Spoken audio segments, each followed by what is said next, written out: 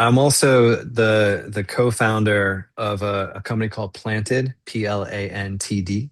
This was a company we started in 2021, and I'll tell you why I'm bringing it up. I mean, we do vision cast quite a bit, but I started this company with two engineers who left SpaceX. So brilliant dudes. They'd been there for probably close to a decade each. I mean, just the smartest people that I've met. So we started a company because we were trying to think, is there a better way to pull carbon from the atmosphere than using trees? Shouldn't we just let the trees stay in the ground? We all like trees. And trees grow, they pull carbon through photosynthesis. Maybe we can find something that grows a lot faster, a lot more efficiently. And we did. We found this perennial grass after about a year of trial and error. Um, Grows like bamboo. It's thinner, so you can mechanically harvest it, which means you could actually stand up a crop here in the US, and we did it. And then we built a factory, which we have in about 30 minutes north of Raleigh, North Carolina, here in the States, a little town called Oxford. We're expanding into 250,000 square feet.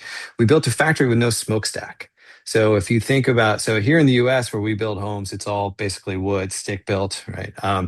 And those are in giant, giant mills with giant, giant smokestacks because when a tree comes to a mill to turn into plywood or what's now called oriented strand board, basically the panels you nail to the sticks when you build a house, it's 50% water by weight, and you got to dry out that water.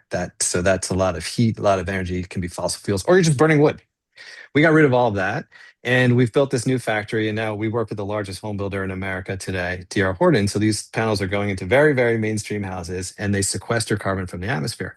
When we vision cast, when people come onto our site, they see machines that look like, well, our inspiration is the movie Oblivion, which maybe actually is a little bit ironic, but it is a very like futuristic, aesthetic. And you see these machines that are like, what is that? And now Yeah. we're building, our vision now is, well, you know what?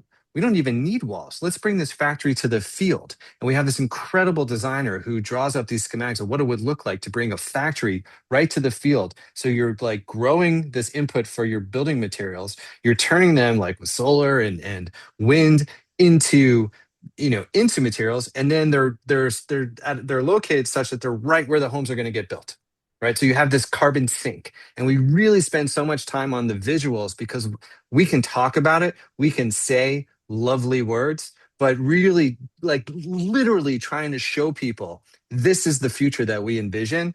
Has been very powerful. Also, I totally agree.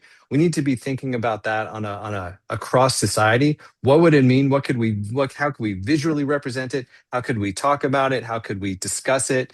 And I think today, if someone asked me, what's the biggest misconception about climate? And it's like the biggest misconception about climate is that everyone thinks we have to suffer to solve it, that we have to sacrifice to solve it. And it's just not true. And it's not true not because I say it's not true. It's not true because there are hundreds, probably thousands of companies today that are building really wonderful businesses and cutting carbon at the same time for their clients and buildings and cars and school buses. It's happening, and that is the story that's not really being told.